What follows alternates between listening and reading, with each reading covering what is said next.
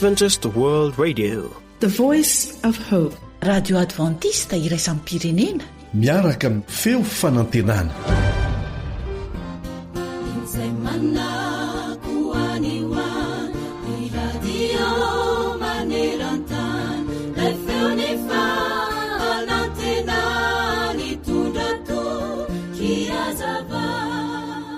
I Pepin mpanjakany Frantsa hono dia lehilahy fonentana sy kely ray, ka dia nomeny noho ny lanaram-bositra hoe Pepin kely ray.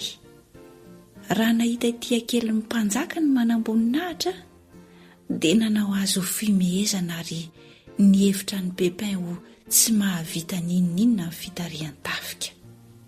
Rehefa nandre izany ary ilay mpanjaka dia nanao izay fomba rehetra mba hampanginana izany fanesoesoana izany.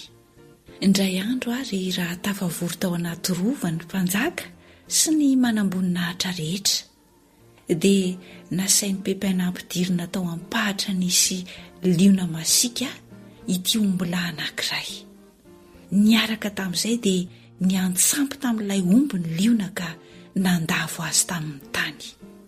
Dia hoy Pepin tamin'ireto manamboninahitra tarihany, iza aminareo no sahisarika io omby mahantra io afaka eo an-tanan'ny liona? Tsy nisy nahateny izy rehetra fa ny fampijery fotsiny nataony. Tamin'izay fotoana izay dia noraisin'ny Pepin tamin'ny tranony teny ambalahany sabatra ka nitsambikina nanantona ilay liona izy. Nasiany nataony tarangana tamin'indray mikapa monja ny lohan'ilay liona ka nitsitra tery. Avy eo dia nampidiriny tamin'ny tranony indray ny sabatrany ary lasa niverina teny amin'ny toerana izy. Gaga sady gina ny talanjona, menatra avokoa izay nahita izany, ka tsy sa nanesoeso an'ny Pepin mpanjaka intsony ary nanomboka hatreo dia nanaja azy fatratra amin'ny mahampanjaka azy. Mitodika aminao ankizy ary zahay amin'ity anio ity. Ao amin'ny soratra masina araka izy dia hoarina amin'ny liona mierina mitady izay harapany devoly. Raha sendry izany ianao eny an-dalana eny na koa any an-tsekoly any, toero izy satria manao ny fomba rehetra izy mba ahazonanao. Aza manao mihitsy hoe mbola zaza, fa raha Andriamanitra ny momba antsika hoy Paoly, iza no atohatra antsika? Ho anao tanora ihany koa, engany ho mpandresiny ratsy tahaka ny Josefa sy Daniely ianao, ary aoka tsisy olona anao tsinitsinina anao amin'ny fahatanoranao, fa ho tonga fianarana ho an'ny mino ianao amin'ny fiteny, amin'ny fitondratena, amin'ny fitiavana, amin'ny finoana, amin'ny fahadiovana.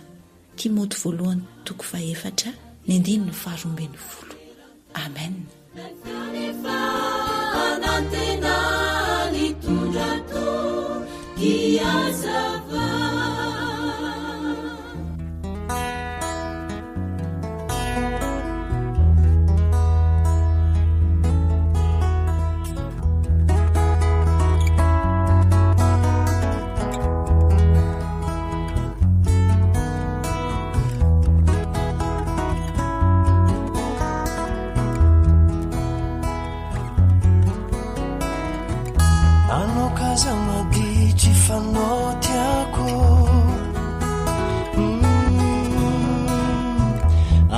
Zamania fazambotia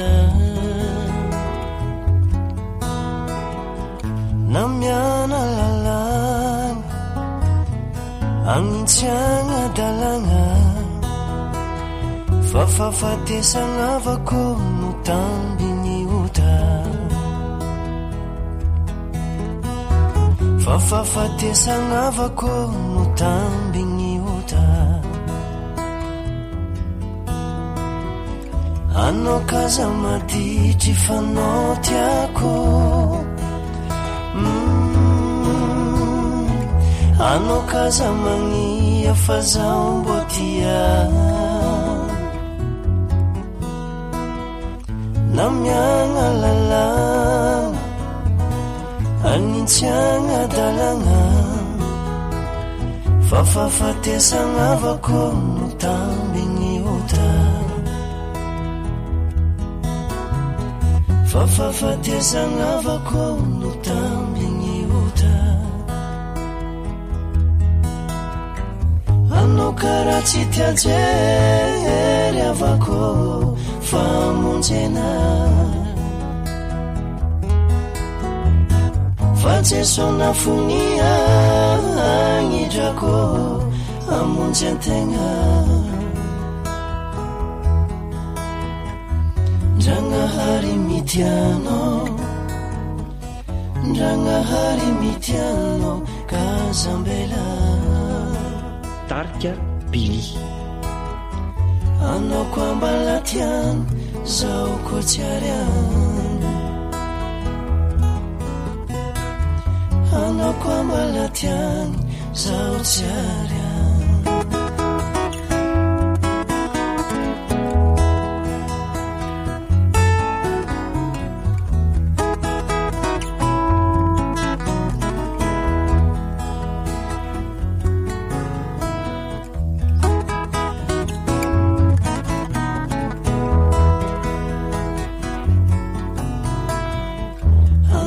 zamaditry fanao tiako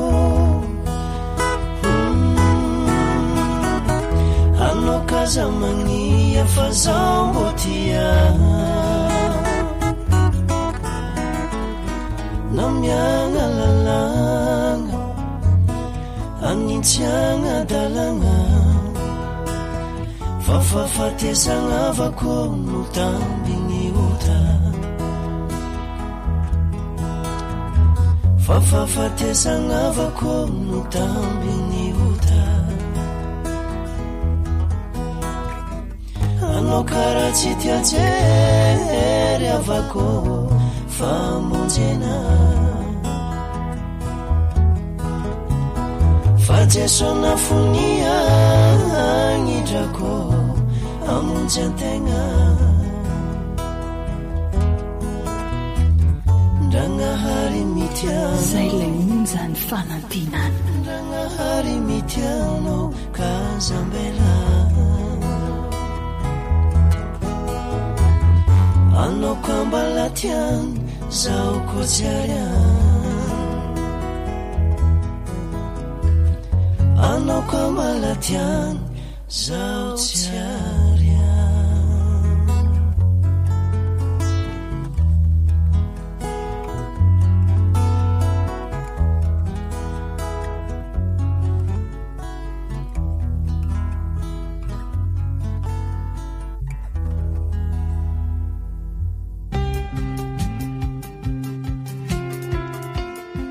sakafo mahasoa mahasalama mahavelona atolotry ny feon'ny fanantenana miarabantsika mpanaraka amin'ny fandaharana indray a namanao Sabina Rakotondranaivo sy Sam. Androany indray tsika dia karakara salady vita amin'ny angivy. Salady vita amin'ny angivy indray zany no ataontsika. Mazatra antsika mantsy dia angivy atao rony foana, angivy atao miaraka amin'ny ravim-bomanga. Fa androany indray tsika angivy indray no ataontsika salady. Izy tia dia mahasalama ny angivy. Ka apresiantsika mba ihinana azy isan'andro san'andro mihitsy raha azo atao. Inona vera zavatra ilaina? Angivy manta 510 isa. Izay zany ny fahatraomenantsika fa tsika ihany mahafantatra an'izay mahampy ny mpianakavy. Izany hoe io angivy 510 isa io zany sahaby eo amin'ny 3 toko eo. Tongolo be na gros oignon anankiroa, voatabia 2, kotomila 2 fehezany, voasary makirana iray raberanony, afaka ampiana zany raha ohatra ka kelikely ny ranony, menaka 2 sotro lehibe, sira araka ny itiavana azy, poavra kely ratsina. Averintsika indray ara ny zavatra ilaina teo. Angivy manta 510 isa. Izay zany le fatraomena eto fa afaka ampitombotsika le izy. sahabo eo amin'ny 3 toko eo zany zay 5 isa izay.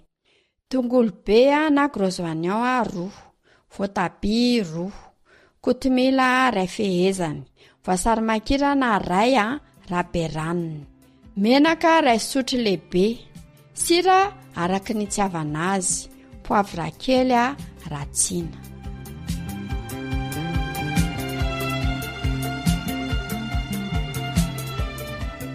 Ahoana ny fomba fikarakarana azy? Sasana madio tsara ny angivy dia esorina le tahony. Afaka asorina koa le eo amin'le vodiny iny, ohatra misy ohatra maintimainty kely izay le izy dia afaka asorina koa zany iny. Rehefa izay dia tetehana lavalava izy na boribory araka izay itiavana azy.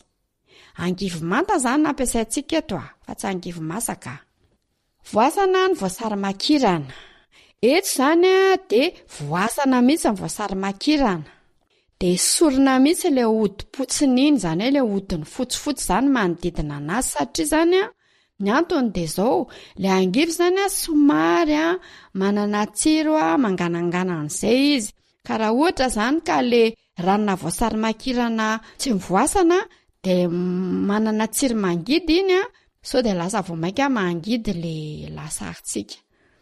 Dia averiko zany hoe voasana ny voasary makirana, dia rehefa voavofy dia esorina tsara mihitsy le hodiny fotsifotsy iny. Rehefa izay dia jijina roa izy dia potserina azahoana ny ranony. Asiana menaka, sira ary dipoavatra. Zany hoe manao lasosy voasary makirana zany tsika eto. Kapohana tsara ifangaro. Voasana ny tongolo dia zaraina roa amin'ny halavany aloha zany. Dia rehefa izay dia tetehana atao lavalava manify. Rehefa voatetika lavalava manify indray dia silatsilahana, izany hoe mahazo tongolo tsirairay indray zany ianao. Sasana ihany koa ny voatabia. Rehefa voasasa tsara dia voasana. Rehefa voavofy dia izay voatetehana atao lavalava. Lavalava zany nanaovantsika amin'ny voatabia eto fa tsy boribory. Diovina ny kotomila dia avy eo tetehana atao faran'izay madinika kely. Rehefa izay dia maka saladiera.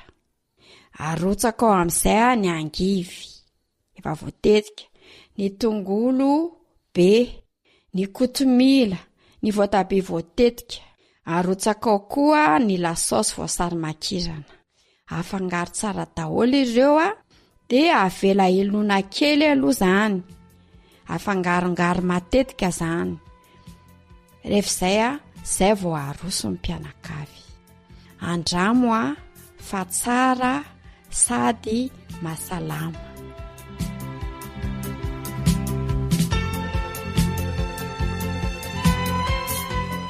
Izay indray ara ny masaka azy natolotra antsika ary mpiany malala. Koa dia maniry ny fiadanan'ny tompo hirotsaka amin'ny tokantranontsika tsirairay avy. Ny namanao Sabina Rakotondranaivo no teo amin'ny fanolorana fandaharana, ary ny namana Sama kosa no ny karakara teo amin'ny fandraisam-peo. Mandrapitafa tompoko.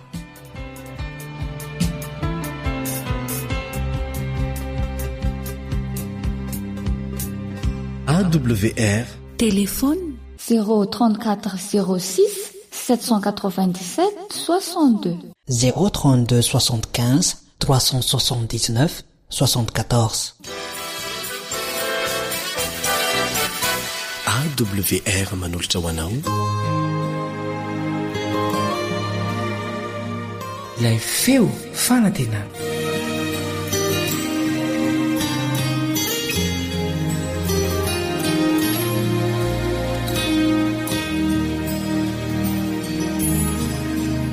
Namanao Kalebandretsikivy no hiara-mandinika ny soratra masina aminao.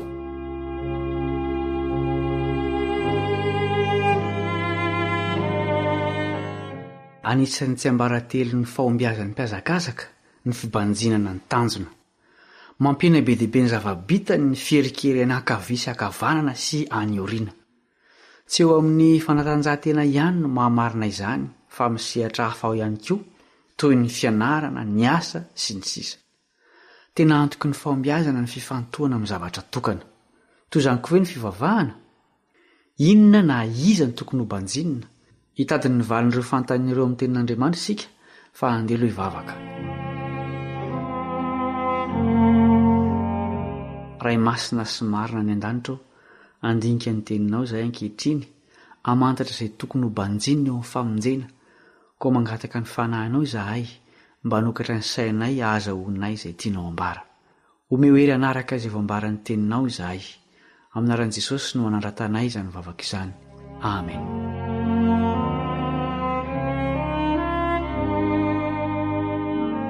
Iray fa tsy maro ny Andriamanitra ny Baiboly izay nahary ny zavatra rehetra tao anatin'ny enin'andro. Izy no sady mpamorona ny mpanavitra. Hoy izy eo amin'ny Deutéronomie 4:4. Deutéronomie 4:4. Miain'ora Israely, Jehovah Andriamanitsika dia Jehovah iray ihany. Natao ho lalàna voalohany eo amin'ny didy 10 ny tsy tokony hananana andriamanitra hafa afa-tsy ilay mpamorona sy mpanavitra ihany. Izao ny vakin'io didy voalohany io. Exodosy 20:7. Exodosy 20:7. Aza manana andriamanitra hafa fa izaho ihany. Hatramin'ny voalohany mihitsy ary dia efa nampianarin'Andriamanitra ho tokapo tahaka ny sin'ny olombelona mba tsy hanana tompo hafa afa-tsy izy ihany.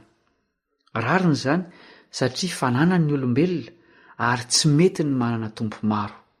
Notaizaina mihitsy ny zanak'Israely mba hionina amin'Andriamanitra tokana sady tsy hita maso, satria vao nivoaka avy tany Egipta izy ireo firenena manompo Andriamanitra maro sady hita maso.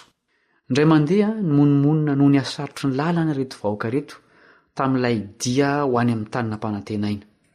Dia izao ny zavatra nataon'Andriamanitra tamin'izany.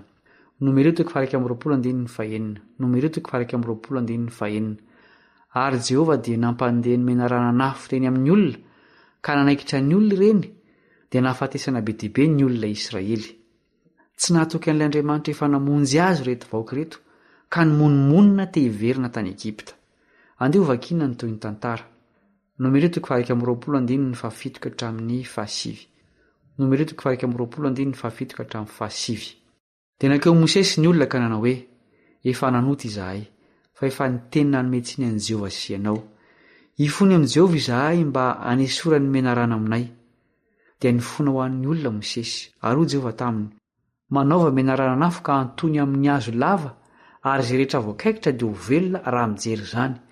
Dia nanao menarana varana Mosesy ka nanantona azy tamin'ny hazo lava, ary izay olona voakaikitry ny menarana ka nijery ilay menarana varana dia velona. Tena mahagaga ny fanasitranana teto. Tsy nisy fanafody nohanina fa ny fibanjina ilay menarana varana fotsiny dia nahasitrana. Tsy hoe namerina ny olona hivavaka amin'ny sarin'ny zavatra voasikotra izay efa nandrarany Andriamanitra eto, fa ny leson'ny fibanjinana ilay tokana mahavonjo ny nampianariny. Fomban'Andriamanitra ny mampiasa ny zavatra efa mahazatra ny olona mba hanomezany lesona ara-panahy mahavonjy. Tsy misy mahasitrana ny kaikitry ny fahotana izay miteraka fahafatesana afa-tsy ny fibanjinana ilay naantona teo amin'ny hazo lava. Tsy izy izany fa Jesosy. Tandindon'ny famonjena ho tanterahany ety aoriana elabe io menarana varahana io. Hoy izy ao amin'ny Jaona 7:7-8. Jaona 7:7-8. Ary tahaka nanandratany Mosesy ny menarana tany anefitra, no tsy maintsy nanandratana ny zanak'olona mba hanana fiainana mandrakizay izy rehetra mino azy. Tsy fibanjinana maso tahaka ny tany anefitra no mahavonjy eto fa finoana. Maso hafa io, saina mifantoka amin'ny mpamonjy ary fiainana manahaka ny azy. Nitarian'Andriamanitra ny zanak'Israely fahizay mba hijery mielosady an'i Jesosy miantona eo amin'ny hazo fijaliana, ary isika ankehitriny kosa dia asaina hitodika hijery azy. Tsy misy fanavotana hafa ho an'ny mpanota marary ny fahotana. Mamerina ny antsony amin'ny olona rehetra mba hijery azy Andriamanitra amin'ny alalan'ny mpaminany Isaia. Isaia 40:12. Isaia 40:12. Mijery aho dia voavonjy ianareo ny vazantany rehetra, fa izaho no Andriamanitra ka tsy misy hafa. Ambaran'Andriamanitra eto ny maha-iray azy sy ny fomba mahavonjy amin'ny alalany dia ny fijerena azy. Milaza koa ty andininy ity fa tsy olombitso no tiany ho vonjena fa ny vazantany rehetra satria tahaka ny zanak'Israely voakaikitry ny menarana nafo avokoa isika rehetra. Tandino Kristy le menarana varahana tany nefitra. Hoy ihany izy raha mbola manamafy ny fomba hamonjena ny mpanota. Jaona toko 4:7. Jaona toko 4:7. Fa izao ny sitrapony raiko, dia niazahoany izay rehetra mijery ny zanaka ka mino azy fiainana mandrakizay, ary izao anangana azy amin'ny andro farany. Tsy miova Andriamanitra, ny amelona ny sitrapony fa tsy ny amono. Te hamonjy ny taranaka kehitriny toy ny namonjen'ireo vahoaka voakaikitry ny menarana nafo izy. Izy mihitsy no tonga nofamandra na antana teo amin'ny hazo mba hamonjy izay mijery azy. Tsy maintsy hitarika ao amin'ny finoana ny fibanjinana marina. Ampahafantarin'ny apôstôly Paoly ny tena hevitry ny fijirenan'i Kristy izay miteraka finoana. Romanina toko 10:17. Romanina toko 10:17. Koa ny finoana dia avy amin'ny toroteny, ary ny toroteny kosa avy amin'ny tenin'i Kristy. Noho izany, ny hoe mijery an'i Kristy dia ny miaino sy mamaky ary misaintsaina ny teniny. Niavaka ny toe-panahin'ny kristianina tany Beria rehefa nandroso ny filazantsara. Voarakitra ao amin'ny soratra masina ny anton'izany. Izao no voalaza ao amin'ny asan'ny apôstôly toko 7:10, 10 sy 11. Asan'ny apôstôly toko 7:10, 10 sy 11. Ary Paoly sy Silasy dia nampandeha ny rahalahy niaraka tamin'izay no nialina hankany Beria. Koa raha tonga tany izy dia niditra tao amin'ny sinagogan'ny Jiosy. Ary ny toe-panahin'ireo dia tsara noho ny tao Tesalonika, satria nandray ny teny tamin'izao topo indrindra ireo ka nandinika ny soratra masina isan'andro na marina izany na tsia. Manome ohatra ny fibanjinana mahavonjy ny kristianina tao Beria. Nazoto nandinika ny teny isan'andro izy ireo dia tsy mahagaga raha ny atsara ny toe-panahiny. Tsy maintsy alemy fanahy sy tsy avina am-po ny olona iray raha ny fiainana sy ny tenin'ny lehilahy toy izany no andaniany ny androny. Arak'izany, tsy mora vidy sekory ny fanasitranana ny fanahy, fa mila zotom-po sy finiavana. Rehefa tsy mibanjina ny Kristy isan'andro sika, dia tsy maintsy ho voatarika hibanjina zavatra hafa etỳ an-tany, ho ary ny Paoly ampiazakazaka ny kristianina. Efa nilazaintsika tery aloha fa anisan'ny miantoka ny fahombiazan'ny mpiazakazaka ny fifantony amin'ny tanjona kendrena. Izao ny tenin'ny apôstôly amin'izay rehetra mahatsiaro marary no nikaikitry ny fahotana. Hebreo 12:1-2. Hebreo 12:1-2. Koa amin'izany, satria misy vavolombelona marobe toy izany manodidina antsika toy ny rahona, dia aoka isika koa hanaisitra izay rehetra mitambesatra amintsika mba miniota malaky mahazo antsika, aleoka isika hiazakazaka amin'ny faharetana amin'izao fiazakazahana filokana napetraka eo amin'ny lohantsika izao, mijery an'i Jesosy, tompon'ny finoantsika sy mpanefa azy, izay naharitra ny azy fijaliana fa tsy nitandro henatra mba azahoan'ny fifaliana napetraka teo anoloany, ka dia efa mipetraka eo amin'ny ankavanany seza fiandrainan'Andriamanitra izy. Raha te ho sitrany amin'ny aretin'ny nofo sy ny fanahy ianao, ny olana mangeja ny fiainana, raha te ho afaka amin'ny fanotonany zava-pony eto an-tany izay mahasodoka nefa tsy mahafa-po, tokana ny fanafody. Jereo Jesosy. Manasitrana izy sady manome hery hatongavana ny amin'ny tanjona farany dia ny fiainana mandrakizay. Ioatra noho ny mpandresy sika, rehefa ho avy eny amin'ny raon'ny lanitra izy andray ireo izay nahafohy ny zavatra rehetra, fa ny fidikosa ny fitondrana ny azo fijaliany. Engany eo anisan'ireny izaho sy ianao. Hivavaka isika. Misaotranao izay ray masina ny an-danitro, satria ariarinao amin'ny teninao ny fomba tokana hamonjenanay, dia ny fibanjinanao izay tokana teo amin'ny azo fijaliana. Omeo hery izahay hanary ireo andriamanika hafa izay tsy mahavonjy. Ampitomboy ny fitiavana ny teninao izay hany mampitombo ny finoanay. Tazoa ny masom-panahinay tsy banjina ny zavatra ny tany, fa mba hifantoka eo aminao irery ihany. Ampahareto eo amin'ny fiazakazahan'ny finoana izahay, ka mba ho anisan'ny mpandresy azo ny satroboninahitra fiainana. Amin'ny anaran'i Jesosy no angatahanay izany vavaka izany. Amen.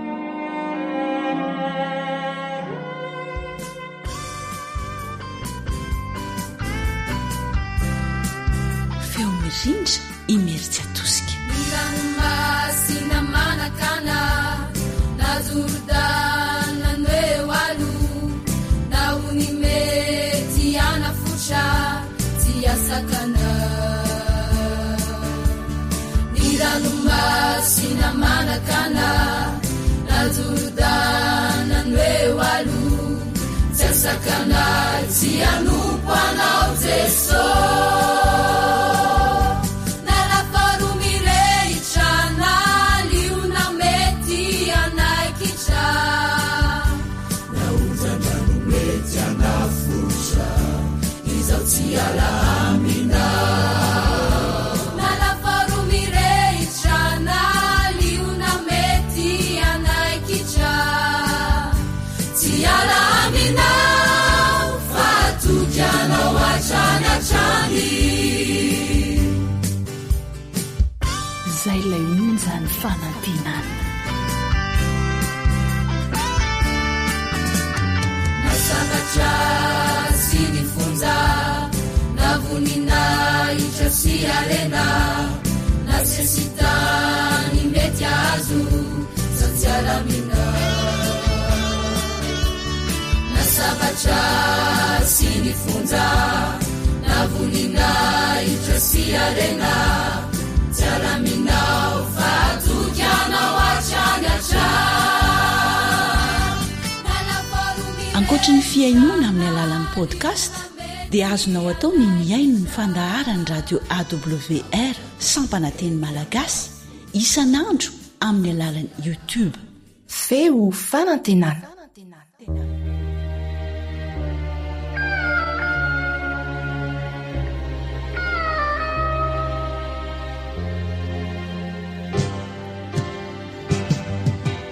feo ny piaino feo ny piaino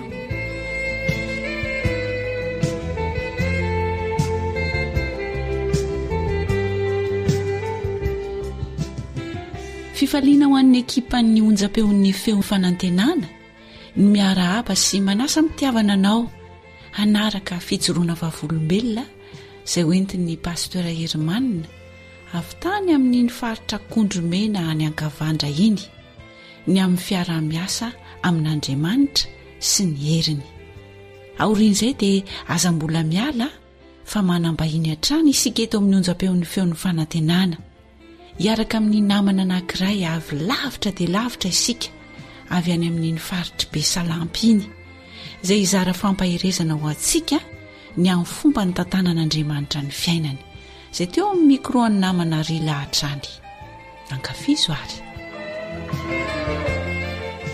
faly miarabanao mpiaino tsy akanavaka miarabany pasteur Ratovo Arson Hermanina izay vahin'ny fandarana anio hitondra fijoroana vavolombelona tamin'ny asa izay nataony izy nisy trangan-javatra izay somary mampatahotra ihany kanefa alao ianao pasteur no milaza azy miarabanao namana rila ary miarabany mpiaino radio adventiste maneran-tany ny zavatra azo ambara dia makasika ny asa ao Kondromena ihany zany any amin'ny faritra Kavandra iny any amin'ny faritra mena be iny zany rehefa natao ny daty hanaovana ny batisandreo olona nanolo-tena ho an' Jesosy dia tapaka fa ho atao eo amin'ny vavarano anankiray renirano anankiray izay tsisy renirano ankoatran'io zany ao amin'le hoe akotro fotsy atsinanany Kondromena zany misy azy io ny zavatra nisy nefa rehefa hen'ny olona zay hoe ao akotro fotsy no nataony ny batisa dia nandeha ny feo fa olany vao ireo mpivavaka reo satria mantsy ny herinandro talohany iny zany dia efa misy voay efa manentsika olona matetika zany eo amin'ny vavarano eo amin'ny dobo io dia zavatra nisy tantarain'ny olona hoe teo arozy izy vao tamin'ny fakomaly nisy olona nandalo dia tena nenjeny le voay mihitsy dia tsy tratrana vao tsy ela koroko zay dia nisy olona nametraka gony misy antaly ao anaty rano satria alona ao anaty rano le antaly mba atao sakafo dia rehefa naka an'iny le tompony dia nisy voay tonga dia nandrapaka zany le gony tonga dia mifampitositoma ny voay teo zany sy lay tompon'le antaly lay gony misy azy dia lasan'le voay moa zany le gony misy antaly dia ohatr' zany ozy izy ny zavatra misy eo ozy izy ny olona ka nareo olany voay eo nareo fa maninona raha tsy makeo ny zavatra misy anefa tao anatin'izay dia nahatsiaro ny tantarany Daniel zany za hoe Andriamanitra makombona ny vavanliona ary hoy za tamin'le mpanao batisa rehetra satria le olona ho atao batisa zany maheno an'le tantara eo dia hoe ain'Andriamanitra zany an'Andriamanitra mivoay fa ain'Andriamanitra manakombona ny vava mivoay ary hita hoe tonga dia mino daholo le olona rehetra zany de rehefa nandeha tokoa tokoa de nizotra zany nakany am'ilay toerana fanaovana batisa zany am'le renirano ary tena andanana de misy olona mifanena de ahita olona lany vao eo am'ty androany de ahita olona lany vao eo androany ozy izy reo odina fanina moa le resaka fa de lasa foana maolombelona moa somary mandeha any eritreritra ahoana tokoa ty androany ty kanefa moa efa manana an'Andriamanitra mahery isika de tsy maninona zany fa any Andriamanitra ty asy ty de alao za mihitsy nojoboka ao anaty rano voalohany de rehefa natao tokoa ny batisa de niroboka zany ary ny zavatra nafinaritra dia miala tao an-tsainy olona zay voay zay fa de ny anoro-tena ho an' Jesosy no tao an-tsainy de tsisy tahotra mihitsy zany na le olona tao batisa na reo tanora fiangonana zay tsapa rano voalohany de hita hoe tsisy taoapoa tao an-tsaina zay hoe tahotra voay zay 5 ny naroboka tao anatin'ny rano batisa nandany fotoana elaela ihany zany ny sorin'Andriamanitra vita somatsara izy ireo de niala zay tsisy naratra tsisy lany voay na ndray aza de rain'Andriamanitra fa mahery ny Andriamanitra ivavahantsika tsy anampiana tsy analana izay fijoroana vavolombelona zay nentin'ny pasteura zay ny afatra azon'ny pasteura ampaherezana ny mpiaino atsika ary ny afatra de zao hoe rehefa miaraka amin'Andriamanitra sika de tsy misy tahotra ninona zavatra tohita amin'ny fijeriny olombelona hoe zava-doza io kanefa rehefa tsapatsika hoe asan'Andriamanitra ary miaraka amintsika Andriamanitra de tokony miroso foana zany na ho faty na ho velona tsy mampaninona zany fa Andriamanitra nefa de tsapa fa tanterahan' Jesosy le teny fikasany manao hoe indro zao momba anareo mandrakariva mbara-pahatonga ny fahataperan'izao tontolo zao mampaherantsika mpiaino radio adventiste maneran-tany mba hanao ny asa tsy ampisalasalana tsy amitahotra fa momba antsika Andriamanitra de mankasitraka indrindra pasteura ary mirarosoa ho anao sy ny ankonanao sy ireo membre any amin'ny faritra iny mankasitraka topoka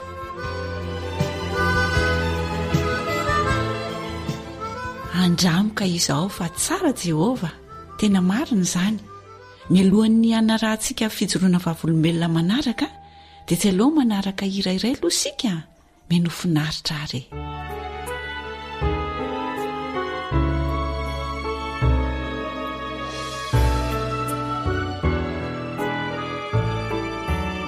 Mr Vonjy namandalo ady sarotra zahoanio defa tsinjoko efa fantatro fa tsy maintsy andalo izany ao satria lalampisedrana no ale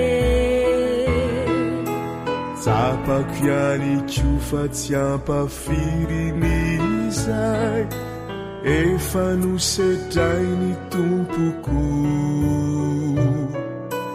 namangiry firy aza ao anio de eo anilako eo ianao Jesosy zay hitsoro andrano masina fitaratra fisedrana nolalovany karapianatry Kristy tsy maintsy miaritra zay vao afaka miteny hoe ao ambadikiny ady zay atreako fiainana mandraiky zay anie ady zay arahako aminy Jesosy miaraka mandresy amiko zay lay onja ny fanantinana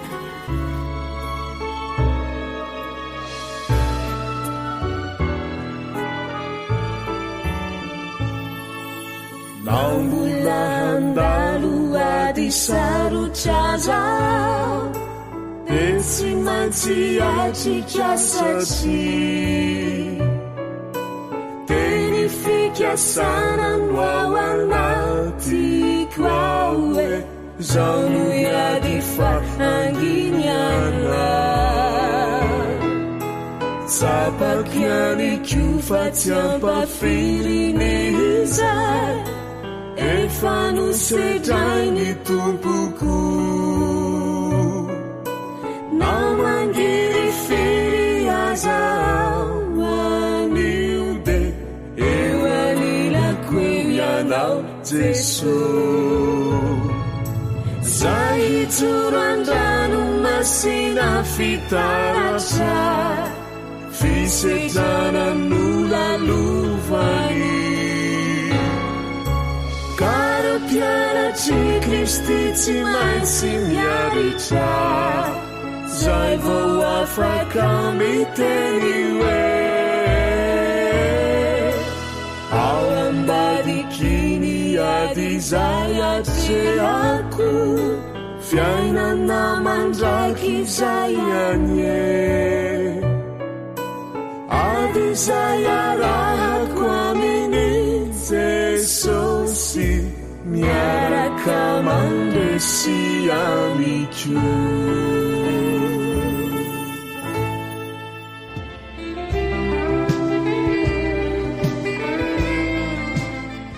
andriamato zaka faly miarabanao a tonga soa eto amin'ny studio ny AWR.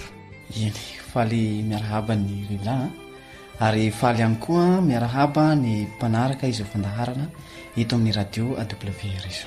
Ya tovolahy mavitribitrika mbola tanora eritreriny avy any amin'ny faritra Besalampy no misy azy, zany hoe any amin'ny région-ny Melaka zany.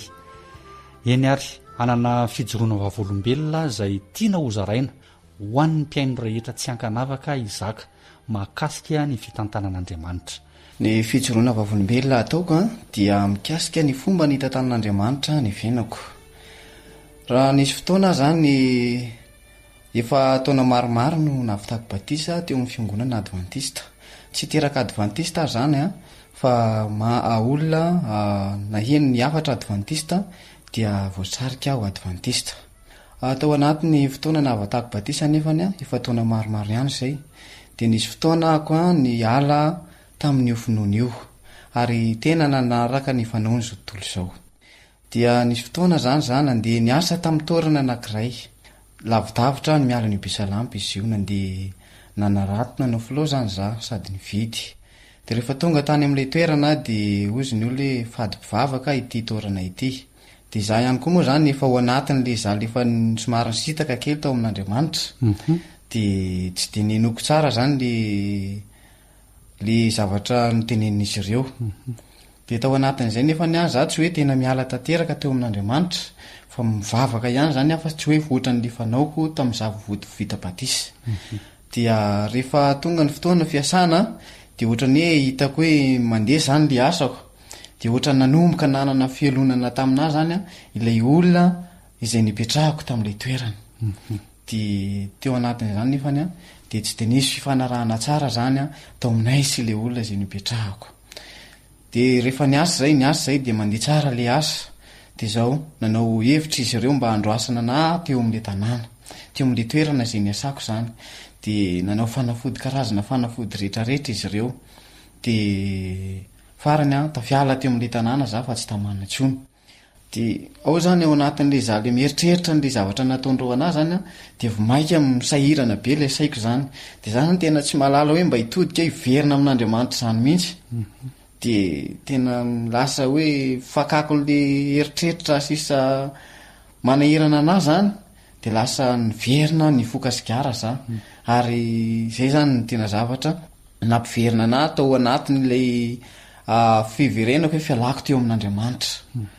Dia rehefa tao anatin'ny fokasigara zany zahako dia misy feo mibitsika mihitsy ao anatiko hoe tsy mety aminao ny fokan'io sigara io, fa ialao ny sigara fa tena manimba. Dia mody tsy henoko le feo, nefa zany le feo tena feo mifanahy masina ary za efa nafantatra le fahamarinana dia niverina indray nefany. Dia tao anatin'izay dia nisy fotoana zany zahako nandeha niakatra tao atapy-tanàna, nandeha niakatra tany atapy-tanàna dia andro iray mandeha nifoka sigara ahako. Dia rehefa avy nifoka n'le izy ahako dia tena nanjambena daholo ny zavatra jerevako rehetrarehetra. Dia tena natahotra za tamin'izany fotoana izany. tena natahotra hoe tena navadiky satana ny vatako ray manontolo tena hoe lasa dala zany azy zany tena atao anatin'ny eritreritrako de tena na zavatra jereko zany tena mandroro avokoa nefa tena tsy mpahazo ana le zavatra de tena nitaintaina mafy ary zavatra tena nisaorako an'Andriamanitra tao anatin'izany de zao tonga de ny fona ary tonga de ny vavaka tamin'Andriamanitra ary ny zavatra nafinaritra ny tena nahatsapako tao anatin'le zavatra nahazo anazy zany fampiverenan'Andriamanitra zany hoe fiatsoan'Andriamanitra misy ny antony nahatonga n'le fisehoana izay tsy hitako fiseho teo amiko zany tena fahatsapako hoe fitantanan'Andriamanitra ny fiainako zany ny fahatongavan'le seho izay niseho tamiko ohatrany hoe karazana famantarana anankiray zany hoe tsy mety ilay lalana ny zorako de naverin'Andriamanitra de zao nitaintaina be tam'le izy ary le zavatra zany tena niteraka tsy fahasalamana teo amiko le izy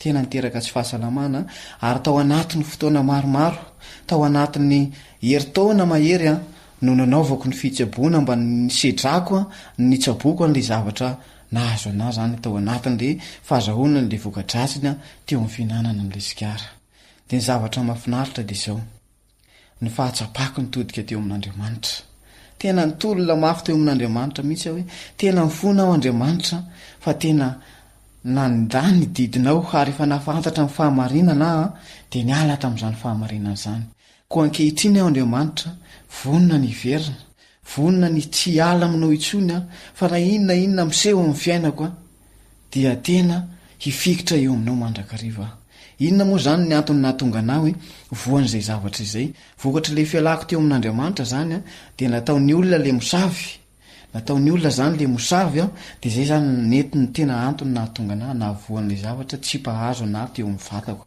kanefa noho ny fitolomako tamin'Andriamanitra de zao sitrana somatsara ary izao eninareo manao fijoroana vavolombelona eto amin'ny radio AWR eto izao de ny zavatra mahafinaritra rehefa nahita anay nipetrahako tany amin'ilay toerana izay niasako taty aoriana nahita ana salama tsara de ozy izy hoe tena mahery ny Andriamanitra izay vavahanao tena mahery ny Andriamanitra izay vavahanao ary maniry raha mba hivavaka amin'ny Andriamanitra izay vavahanao fa manomboko zao de ialako ny toetra ratsy ary mifona aminao no nanaovako ireny fahadisoana rehetra ireny no ny fampisaviana izay nataoko anao de raina mandrakariva Andriamanitra no ny fitantanany ny zanany tsirairay avy inona no afatra azo ny zaka atolotra ho an'ny mpiaino antsika manaraka izao onjam-peotsika izao sotrapetsaka ny afatra azo atolotra ho an'ny mpiaino indrindrandrindra ho an'ny tanora rehefa miaraka amin'Andriamanitra de tena aza miala intsony fa ohatra na efa nahatsapa zany ary efa nahita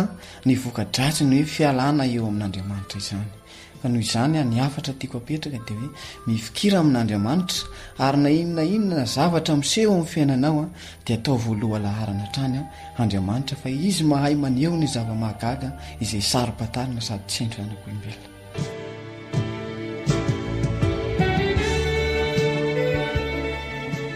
isaorana indrindra Andriamanitra noho izany rehetra izany ary misaotra azy mirahalahy sika nitondra izany fijoroana vavolombelona izany mba hifampahirezana eto tena mahafinaritra miaraka amin'Andriamanitra ho anao ihany koa izay manana fijoroana vavolombelona tiana hozaraina amin'ny mpiaino antsika dia asainay sy raisinay ampitiavana ianao hanatotosa izany sy hizara izany ho an'ny namantsika mba ho voninahitr'Andriamanitra irery ihany raha misy fanontaniana tonga ho an-tsainao na misy antombavaka angatahanao amin'ny fotoana rehetra na koa misy fijoroana ho vavolombelona azonao zaraina dia manondrata amin'ireto adresy manaraka ireto page Facebook feo fanantenana na ny laharany finday 034 06 797 62 032 75 379 74 atreto ihany koa aloha ny fandaharana feon'ny mpiaino androany hisaraka vetivety sika nefa manantena iona aminao amin'ny fandaharana izay natokana ho anao mpiaino amin'ny manaraka raha sitrapon'Andriamanitra dia amin'ny alalan'ity irity no hifanaovantsika ny mandrapitafa indray na manao fanjaniaina ny nanolotra ny fandaharana feon'ny mpiaino anao teto niaraka tamin'ny teknisianina Nardina samotahin'andriamanitra daholo hoe Jesu apetrako antananao ali ny fiainanay ny hoavinay ety ianao no tanjakay ekeo kambahampy ekeko latoky pity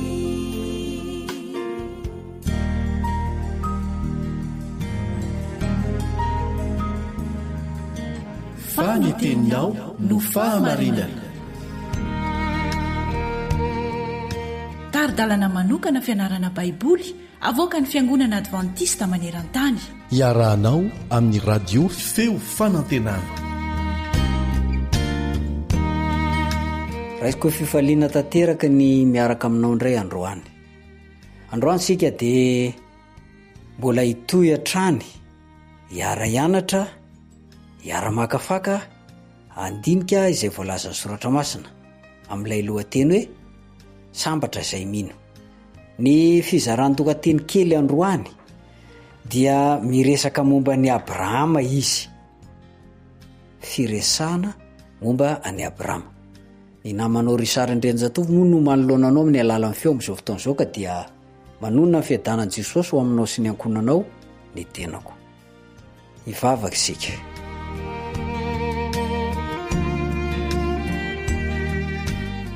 misaotranao zay raha io fa nomenao anay ny famindraponao andinika ny teninao zay dia mamelany ny heloka amampaotana ny tsy fombiazana rehetra dia ho fafanao ary ianao ny amindra fo satria olombelona tsy tanteraka izay zava-pona sy misambodrivotra avokoa zay zavatra eritreretinay sy andehanany tongotray raisan'ny tananay tsy misy mahatanteraka eo anatrehanao ka ny fahamarinanay dia lamba misondra ihany kanefa kosa aoka mba ho tsaroanao mandrakariva fa izay dia olombelona miendrika ny mba hamindrana fo ary noho ny amin'i Jesosy Kristy zanako ihany dia mba vonjeo izay ta io ny programa androany tarimy fianarana soratra masina ary oka mifanano masina no hanomeanay ny tsilotsaina amin'ny anaran'i Jesosy ny angatany izany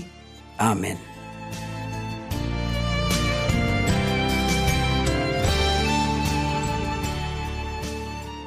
firesana momba ny Abrahama maro ny fanambarana nisy teo aloha zay nanambaran'ireo olona zay nahita sy nafantatra an' Jesosy samy nanambarany amin'i Jesosy avokoa ireo zay nahita sy niona taminy indro zanak'ondran'Andriamanitra hozy Jaona sasandray ny teny hoe fanahita amin'ny Mesia zay sasandray ny teny hoe hitanay le nisorata Mosesy nisy ndray ny teny hoe ianao no zanak'Andriamanitra mpanjakan'Israely be dehibe izy ireo raha ianao no nahenao an'izany mba nisan'ny nino ve ianao mba nisan'ny voasarika hoe amin'i Jesosy ve ianao ny antony dia zao sambatra izay mino androany kosa antsika dia amin'ny fizaran-dohateny anankiray firesana momba ny Abrahama tsy menatra mihitsy ny nanambarany mahan Jesosy an Jesosy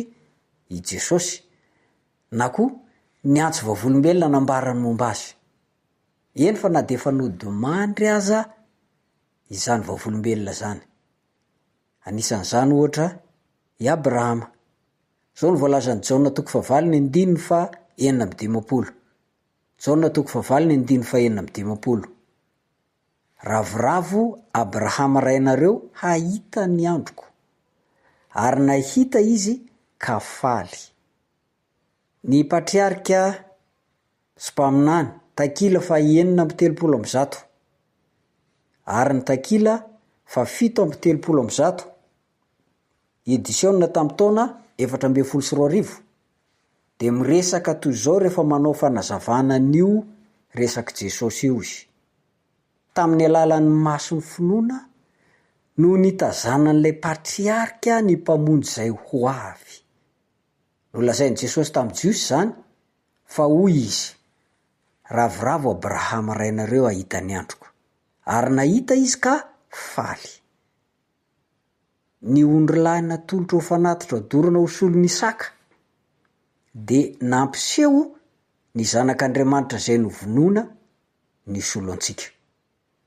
Rehefa voaheloka ho faty ny taranak'olombelona noho ny tsy fankatoavany didin'Andriamanitra, de sady nijery ny zanany Andriamanitra noho ny laza tamin'ny mpanota hoe ho velona ianao satria efa nahita fanavotana ho anao aho. Andriamanitra moa zany de tsy nijery fotsiny fa efa nanomana fanavotana efa ela mihitsy, satria efa fantany ny zavatra isy dia nikeniny n'olotra ny zanany, ary le zanaka koa moa tsy nandahy, tena tia antsika. Misy firesanany Abrahama eto. I Abrahama de anisan'ny vavolombelona nahita sy nafantatra an Jesosy. Iza moa i Abrahama? I Abrahama dia rain'ny firenena Jiosy. Izy de nomena teny fikasana fa avy aminy no hitahina ny firenena rehetra. Araka ny voalaza ny Genesis 12:7. Azonao vakiana ihany koa ny 12:9, ny 9:9 ka hatramin'ny 12. Be de be izy ao. Toy izany koa ny Genesis 9:20, ny 9:4.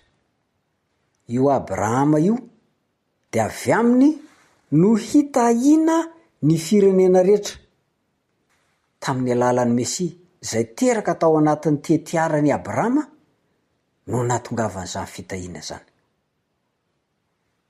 I Abrahama dia rain'izay rehetra mamaly ny antson'Andriamanitra araka ny voalaza ny Hebreo 1:9.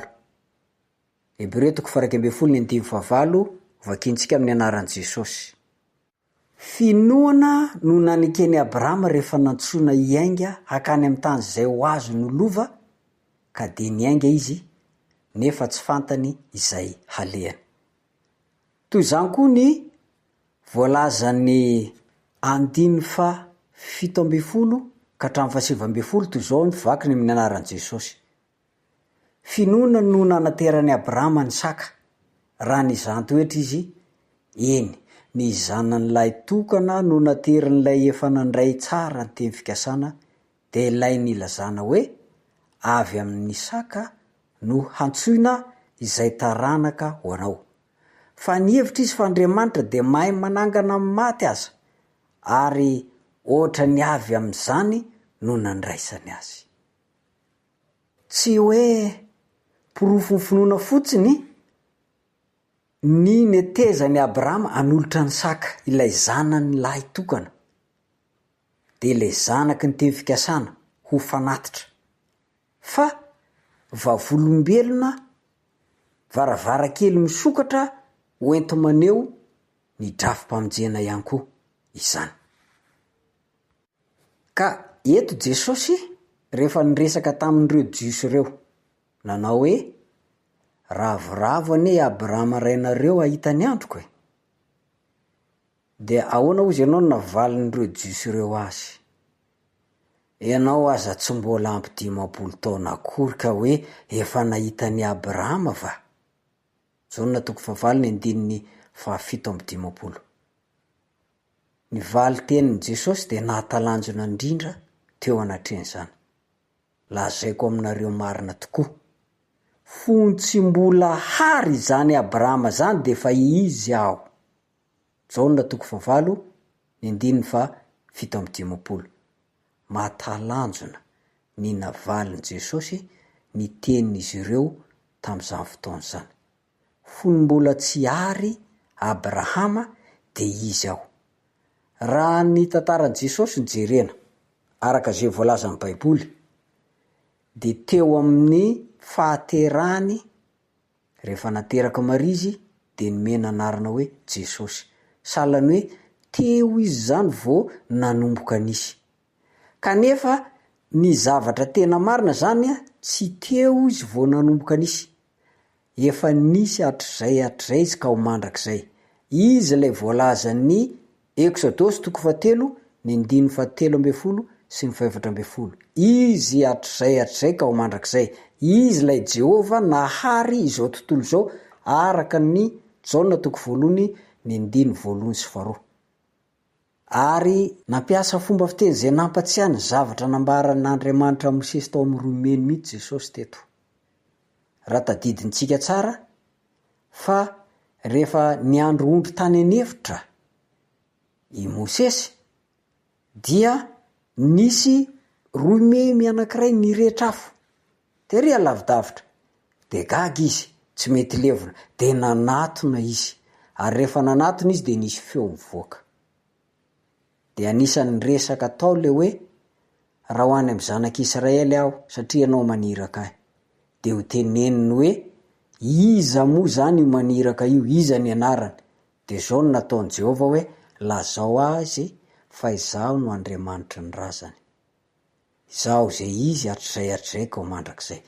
Nindramin' Jesosy izay teny zay eto. Ary vokatr'izay de tezitra ny Jiosy. Tezitra ny Jiosy araka ny voalazan'ny Jaona 4:7-15. De naka vato izy ireo itorany azy. Kinanjo mo mbola tsy tonga ny fotoana hafatesan'i Jesosy de afaka izy. Eto dia tiako ny manasongadina aminao fa i Jesosy io lay Jehova tany amin'ny testamenta taloha.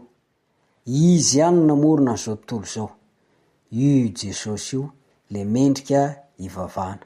Ary raha ho ravary zao tontolo zao, Jesosy mbola hoe foana.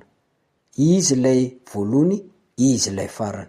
Tsy misy Andriamanitra tahaka azy. Izy lay Andriamanitra ambony Andriamanitra rehetra. Izy lay tsy maintsy aneo ny fahalebiazany amin'ny farany. Izy lay nilaza fa i Abrahama ihany koa efa nafantatra azy tamin'ny alalan'ny finoana.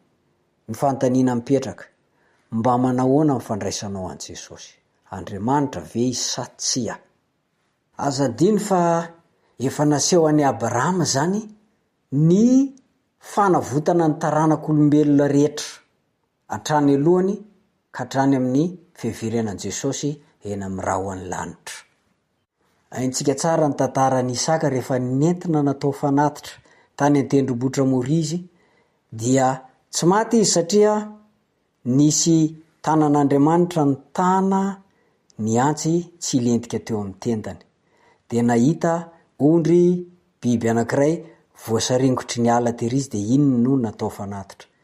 Zay fotsiny tsy nitovizan'ny Jesosy sy Isaka. Fa i Jesosy kosa de tena niatra taminazy ny fahafatesana. Ary tsy misy afaka isolo azy fa izy lay maty ny solo antsika rehetra. Tokony ho lazaina koa ve fa Jesosy de maty nandatsaka ny rany, nanolotra ny ainy, ny fahamarinany zay tsy nananany iza na iza ho fanavotana antsika. Izy lay faty nanolotra ny tenany hamonjy antsika. Fitiavana tsy misy ohatran'izany. Ary izay no naharavoravo Abrahama satria nibanjina zany fisoloana zany tampinoana izy. Ianao koa efa vitan'i Jesosy ny fisoloana ho azy ho anao, raiso zay fisoloana zay.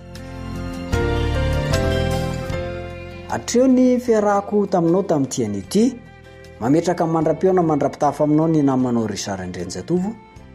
Misaotra ny teknisiana Nartina napita ny feo any amintsika tsirairay avy, mametraka amin'ny veloma mandra-pitafa tompoko.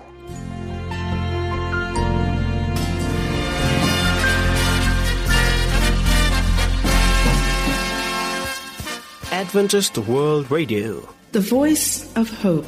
Radio feo fanantenana. Narahanao teo ny fandaharana novokariny ny feo fanantenana amin'ny teny malagasy izay azonao averina sy alaina maimaimpoana amin'ny alalan'ny YouTube, Facebook, feo fanantenana.